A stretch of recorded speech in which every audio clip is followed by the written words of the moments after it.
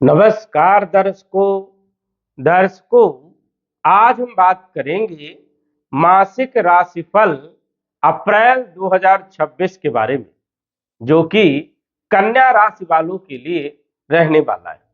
कन्या राशि वालों के लिए अप्रैल का महीना कैसा बीतेगा, कौन कौन से ग्रहों का राशि परिवर्तन होगा, ग्रहों के राशि परिवर्तन से कौन कौन से क्षेत्रों में क्या क्या बदलाव देखने को मिलेगा, हम बात करेंगे आपके संपूर्ण क्षेत्रों के बारे में।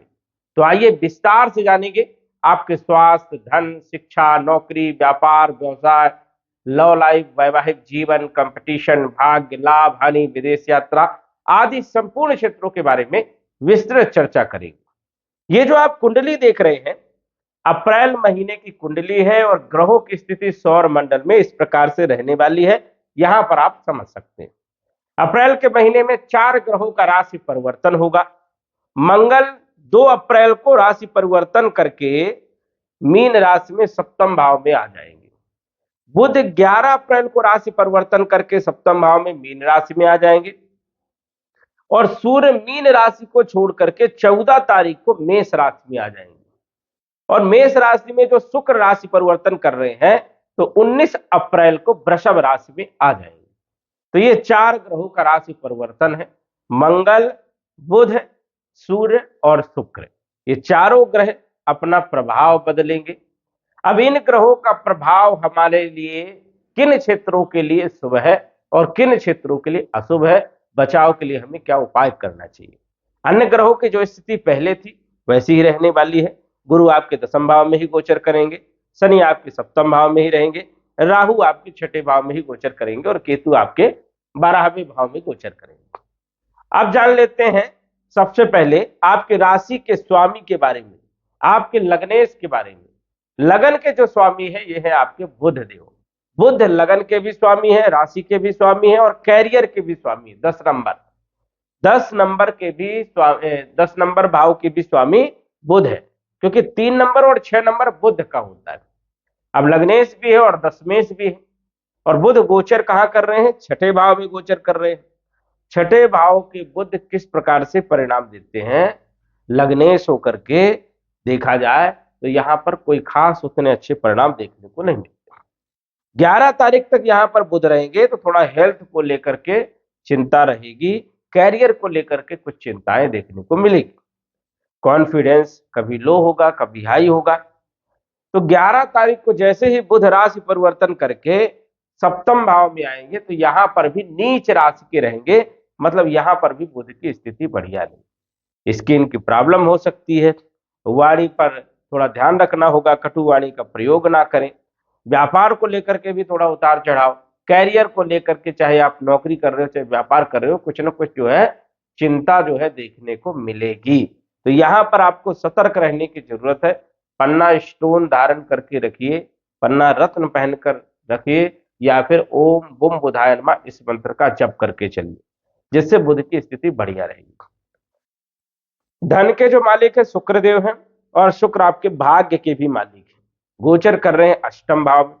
अष्टम भाव में शुक्र का गोचर भी कोई खास अच्छा देखने को नहीं मिलता, लेकिन ये 19 तारीख तक अष्टम भाव में रहेंगे। धन हानि हो सकती है, धन खर्चे हो सकते हैं, लेकिन कई बार अकस्मात धन की प्राप्ति भी हो सकती है। देखा जाए तो शुक्र भाग्य के मालिक है, भाग्य का साथ 19 तारीख तक थोड़ा धीरे धीरे होगा। उसके बाद जैसे ही शुक्र अपनी राशि में भाग्य भाव में आ जाएंगे तो धन से जुड़ी हुई समस्या भी दूर होगी, कुटुंब परिवार की स्थिति भी बढ़िया रहेगी और भाग्य का साथ भी मिलेगा। तो 19 तारीख के बाद शुक्र का अच्छा प्रभाव आपके ऊपर रहने वाला है। मंगल आपके 3रे भाव के भी मालिक है, अष्टम भाव के भी मालिक है। 6ठे भाव में विपरीत परिवर्तन राजयोग बना करके 2 अप्रैल तक गोचर करेंगे। तो 2 अप्रैल तक तो मंगल ठीक ठाक ही है, कोई ज्यादा अच्छी स्थिति भी नहीं है, लेकिन यही मंगल 2 अप्रैल को आ जाएंगे मीन राशि में, शनि के साथ गोचर करेंगे। अब भाई बहनों के साथ संबंध थोड़ा खराब हो सकते हैं, क्योंकि द्वंद्व दोष बन रहा है, लड़ाई झगड़े हो सकते हैं, ईगो बढ़ सकता है। अष्टम भाव के मालिक है, चोट चपेट लगने की संभावनाएं हो सकती है।